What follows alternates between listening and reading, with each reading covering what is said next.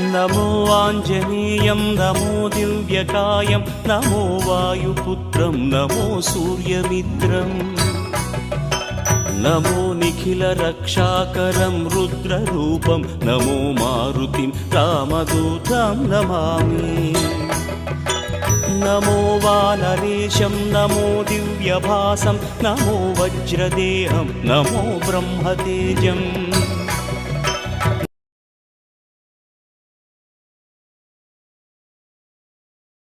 महावीर विक्रम बजरंगी कुमति निवारा सुमति के संगी कंचन वरण विराज सुवेश कानन कुंडल कुंजित केश అలా అదాటుగా వరుసగా 40 మంత్రాలు 40 శ్లోకాలు అవి దోహాలు వచ్చేసాయి. ఆ విధంగా హనుమాన్ చాలీసా అంటే 40 శ్లోకాలుగా అవి వచ్చేసింది. అదాటుగా ఆ హనుమంతుని దర్శనముతో ఈ మహాభక్తుని నోట్లోంచి వచ్చినటువంటి ఒక స్తోత్ర స్రవంతియే హనుమాన్ చాలీసా. అప్పుడు వెంటనే ఆ స్తోత్రం పూర్తి కాగానే ఇతడు ఎప్పుడైతే నవాబు శరణాగతి అయినాడో వెంటనే ఆ కోతులన్నీ ఎక్కడికెక్కడ అదృశ్యమైపోయినాయి. అత్యంత మూలాధారంగా ఆయన యొక్క జీవనం సాగుతుంది. అసలు హనుమంతుడు లేకపోతే రామాయణానికి అర్థమే లేదు. హనుమంతుడు లేకపోతే రామాయణానికి అర్థమే లేదు. సీతను వీడని రాముడు రాముని వీడని సీత సీతను వీడియుతముని వీడని రాముని ఘనత సీతను వీడని రాముడు రాముని వీడని సీత సీతను వీడియుతముని వీడని రాముని ఘనత నిన్ను వీడిన రామ కథ నిజముగాది ఒక వేద నిన్ను వీడిన రామ కథ నిజముగాది ఒక వేద ఆది దంపతుల కలయిక లేనిది అది వృధా వృధా రామాయణ రత్నమ రసమయ బహు కావ్యమ రామాయణ రత్నమ రసమయ బహు కావ్యమ హనుమంత భగవంత హనుమంత భగవంత మనసు నిలిచి చెంత రామాయణ రత్నమ రసమయ బహు కావ్యమ. ఇంత రామాయణానికి ఒక రత్నం లాంటి వాడు హనుమంతుడు. ఆంజనేయ స్వామి రామునికి అత్యంత ప్రీతిపాత్రుడు. అటువంటి రామునికి ప్రీతిపాత్రుడైనటువంటి ఆంజనేయ స్వామి మనం ఆదర్శంగా తీసుకోవాల్సిన ఆవశ్యకత ఈ కలియుగంలో ఉంది. హనుమంతుడు సర్వ విద్యా విశారదుడు, నవవ్యాకరణ శాస్త్రవేత్త. అన్ని వేదాలు అవపోషణ పట్టాడు సూర్య భగవానుని దగ్గర. అన్నీ నేర్చుకున్నప్పటికీ అవన్నీ త్రోసి రాజని చెప్పి అవన్నీ పక్కకు నెత్తేసేసి కేవలం రామనామం ఒక్కటి చాలు మన జీవితాన్ని చరితార్థం చేస్తుంది అని చెప్పేసి ఆంజనేయ స్వామి కేవలం రామనామాన్ని జపం చేసుకుంటూ కూర్చున్నాడు. దీనికి ఏ చదువు అక్కర్లే, విద్యావంతులే కావాల్సిన అక్కర్లే, అన్ని పనులు వదిలేసే పని అక్కర్లే, సంసారాన్ని వదిలేసి అరణ్యంలో కూర్చోవలసిన అవసరమూ లే. సంసార జీవనం కొనసాగిస్తూనే ఉంటాం. భార్య, భర్త, పిల్లలు, బంధువులు, స్నేహితులు, కుటుంబం ఉంటుంది, సంపాదన ఉంటుంది, అలాగే పోషణ ఉంటుంది, అన్ని బంధాలు ఉంటాయి. అవి వదిలేసుకొని పోతే జీవనం సాగడం కష్టం. సమాజం అనేది నిర్మితం కాదు. అందువల్ల ఇవన్నీ ఉంటాయి. అయితే ప్రతి పనిలోనూ రామనామం జపం చేస్తే చాలా నాడు హనుమంతుడు అన్ని పనులలో కూడా ఏం చేస్తూ పోయారంటే రామనామం జపం చేసుకుంటూ పోయారు. రామనామం జపం చేయడం వల్ల అన్నీ కూడాను ఏమైపోయినా సఫలీకృతమైనాయి. రామనామానికి అంత శక్తి ఉందని నిరూపించినారు. ఒకటి వారధి కడుతున్నారు కదా, ఎక్కడికి? లంకకి. సముద్రంలో వారధి కట్టేటప్పుడు రామనామాన్ని ఆ బండ మీద లేదా కొండ పైన, పెద్ద పెద్ద కొండలెత్తిన దండం మీదకి సముద్రంలోకి, ప్రతి కొండ పైన రామనామం రాశారు, ప్రతి బండ పైన రామనామం రాశారు. ఆ రామనామం రాసి దాంట్లోకి వేస్తే అది తేలుతా ఉంది.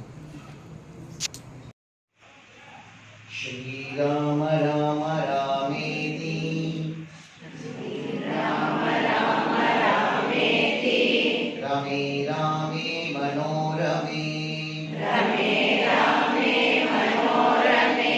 सहस्रनाम तत्तुल्यम् राम नाम वरानने ॐ बुद्धिर्बलं यशोधैर्यम् निर्भयत्वमरोगताः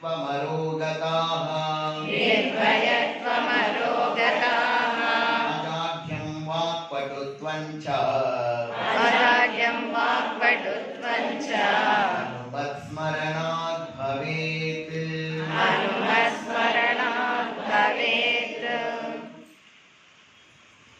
శ్రీకృష్ణ పరమాత్మ సంపూర్ణ అనుగ్రహ కృపా కటాక్ష వీక్షణముల మారిన క్షేత్రపతి అయినటువంటి భగవాన్ సత్యసాయి బాబా వారికి షిరిడి సాయిబాబా వారికి శాస్త్రంగా కింద ప్రణామాలు సమర్పించుకుంది. మరి గురుదేవుడు కేశవానంద స్వాముల వారికి పాద ప్రణామాలు అర్పిస్తూ పరమాత్మ స్వరూపులైన మీకు అందరికీ శిరస్సు వచ్చి నమస్కరిస్తూ శ్రీ ఆంజనేయ స్వామికి ప్రదక్షిణ నమస్కారాలు అర్పిస్తూ ఆంజనేయ స్వామి యొక్క జన్మదినోత్సవం సందర్భంగా మనము ఈరోజు భగవాన్ సత్యసాయి బాబా వారి ఆశీస్సులతో భజన మరియు హనుమాన్ చాలీసా పారాయణం 11 సార్లు మనం చేస్తున్నాం. ఆంజనేయ స్వామిని స్మరించడం దేనికోసము అంటే ఆయనలాగా మనం తయారు కావడం కోసం. ఆంజనేయ స్వామి ఎంత బలవంతుడు, ఎంత దృఢవంతుడు, ఎంత గుణవంతుడు, ఎంత శక్తివంతుడు, ఎంత జ్ఞానవంతుడు. అటువంటి ఆయనను మనం తలుచుకుంటే అవే లక్షణాలు మనకు వస్తాయి. ఆంజనేయ స్వామి ఎంత జ్ఞానియో అంత నిరహంకారి, నిర్వికారి, అంత సౌమ్యం, అంత సాత్వికం. కొండంత దేవుడు ఆయన. కొండల్ని ఎత్తిపడేసినటువంటి వాడు. హిమవత్ పర్వత ప్రాంతాల దగ్గర నుంచి ఎత్తుకొని కొండనే ఎత్తుకొచ్చాడు. సంజీవిని కొండ. అంతటి బలవంతుడు లేకపోతే లక్ష్మణుని యొక్క ప్రాణము నిలిచేది కాదు. లక్ష్మణుడు మరణిస్తే రాముని ప్రాణాలు నిలిచేది కాదు. రామలక్ష్మణులు లేకపోతే సీత ప్రాణాలు నిలవవు.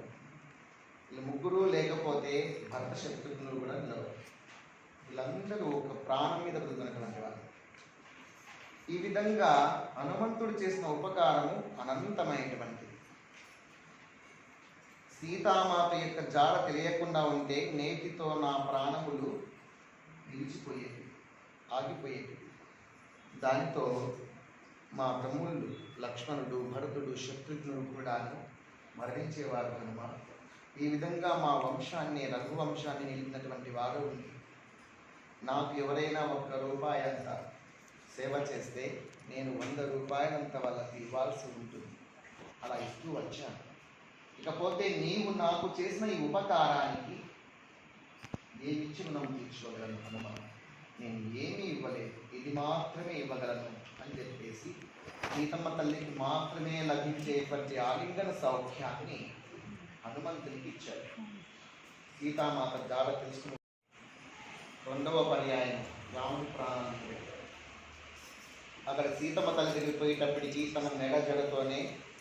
తన జడతోనే మెడకు ఉరి వేసుకొని చనిపోవడానికి సిద్ధపడింది. అందరూ కష్టపడుతున్నారు కదా అని చెప్పేసి ఒక ఉడత కూడా చూసింది, చిన్న ఉడత. ఆ ఉడత కూడా నా వద్ద సాయం చేయాలనుకున్నది. అదే పెద్ద రాళ్ళు మోస్తుందా ఏమి? ఆ రాళ్ళు ఒకదాని మీద ఒకటి పడుతుంటాయి కదా, వాటి మధ్య ఇదేం చేస్తుంది, పోయి సముద్రంలో మునుగుతుంది, గురుకుని పైకి వస్తుంది. పైకి వచ్చేసి ఇసుకలో పొన్నాడుతుంది. ఇసుకంతా అందుకుంటుంది కదా తేమకి. ఆ ఇసుక తీసుకొచ్చేసి రాళ్ళ మధ్యలో ఉంటాయి కదా, ఆ మధ్యలో ఇదిలిస్తుంది. ఇదిలిస్తే అది పోయి సీత అది చూసుకుంటుంది. చూసుకుని అయ్యో నా నుంచి ఏంటి, ఏం ఇసుక రాలేదు, పెద్దలు రాలేదు, మళ్ళీ దడదలా పోతుంది, సంవత్సరం పొందుతుంది, ఇసుకలో పండుతుంది, మళ్ళీ వచ్చి రాళ్ళ మధ్యలో ఇదిలిస్తాను. అంటే ఒక రాయికి ఇంకొక రాయికి మధ్యలో అది ఉంటే ఉంటా కదలకుండా ఉంటాయి కదా అని తన వంతు తాను సేవ చేస్తుంటే రాముడు చూశాడు. ఓ ఎంత బాగా ఇది సేవ చేస్తుంది నా సేవ అని చెప్పేసి ఆ ఉడతను చేతిలో తీసుకొని చాలా ముద్దుగా చేస్తున్నావు పని అని చెప్పేసి ఉడతను ఇలా నిమిరినాడట. 3 వేలుతో ఇలా నిమిరితే ఇప్పటికీ ఉడత మీద 3 చాలా ఉంటాయి కదా. అది రామచంద్రుని యొక్క హస్తస్పర్శకు నిదర్శనంగా ఉండిపోయేది. ఆ విధంగా నోరు లేని జీవాలే పనిచేస్తున్నాయి, నేను ఖాళీగా ఉన్నానేంటి అని చెప్పేసి రామచంద్రుడు కూడా రాయి తీసుకున్నాడు. అది రాయి తీసుకొని చేసి తామర తీసుకుని స్వామి స్వామి పొద్దులేని స్వామి అంటుంటే, మీరు చేస్తున్నారు కదా, మీరు పెద్ద పెద్ద రాళ్ళు వేస్తాను, చిన్న రాయినా చేస్తానయ్యా అని చెప్పేసి రాముడు తీసుకుని వెళ్ళి రాయిని వదిలేశారు. సముద్రం రాయి వేస్తేనే వీళ్ళందరూ వేస్తుంటే మునిగిపోలేదు, రాముడు వేస్తే బుడుగు మునిగిపోయింది. చుట్టూ చూశాడు, ఎవరు చూడలేదు కదా అని. అమ్మయ్య ఎవరు చూడలేదు అనుకుంటున్నా కానీ వెనక నుంచి నేను చూశాను స్వామి అన్నాడు. ఎవరు? ఆంజనేయ స్వామి. నేను చూశాను. ఎవరు చూడలేదు అనుకుంటే హనుమంతుడు చూశాడా? అయ్యో రామ, నేను చూశాను స్వామి, నువ్వు రాయి వేయడం చూశాను, మునిగిపోవడం కూడా చూశాడు స్వామి అన్నాడు. అయ్యో రామ, నీ దృష్టిలో పడ్డాను కదా బాబు. అవును స్వామి, నాకు అర్థమైంది. ఏమర్థమైంది? నీవు చేతుల నుంచి వదిలేస్తే ప్రతి ఒక్కరి జీవితం కూడా మునిగిపోతుందని అర్థం చేసుకున్నాను స్వామి. ఇది హనుమంతుని విఘ్నత, అది ఆంజనేయ స్వామి ఘనత. రామచంద్రుడు వదిలేస్తే ఎవరి జీవితం నిలబడదు. ఈ బ్రహ్మాండమే ఇలా అయిపోతుంది, బ్రహ్మాండమే విధంగా చీకటిమయం అయిపోతుంది రామచంద్రుడు వదిలేస్తే. అదే ఈ బ్రహ్మాండం అంతా ఇలా అవుతుంది, ప్రకాశవంతం అవుతుంది. ఇదే రామ మహిమ, ఇదే ఆంజనేయ స్వామి మహిమ. చూడండి, హనుమంతుడు నిజంగా ఇక్కడ ఉన్నాడు. అందుకే చూడండి, రామచంద్రుడు వదిలేస్తే చీకటిమయం అవుతుంది, రామచంద్రుడు చెరువులో తీసుకుంటే ప్రకాశవంతం అవుతుందని ఏమి అనుకోకుండా జరిగిపోయినటువంటి సంఘటన ఇది కదా. ఆ విధంగా రామచంద్రుని అర్థం చేసుకునేటప్పటికీ హనుమంతుని కళ్ళారా చూస్తున్నాడు. ఏంటి హనుమాన్, నేను ఏ విధంగా నేను అర్థం చేసుకోవాలి? ఎంత విజ్ఞత, ఎంత జ్ఞానం, ఎంత పండితుడవయ్యా. నీలో చూద్దామని ఎంచుదామన్నా కనుక ఒక్కటి చిన్న లోపం కనపరాదు కదయ్యా హనుమాన్ అని హనుమంతుడిని పొగుడుతాడు ఆ సన్నివేశం. కాదు స్వామి, నీ రామనామము నీకంటే గొప్పదని కూడా నేను అర్థం చేసుకున్నాను. అర్థమవుతుందా? నీ నామము నీకంటే గొప్పది స్వామి నేను అర్థం చేసుకున్నాను.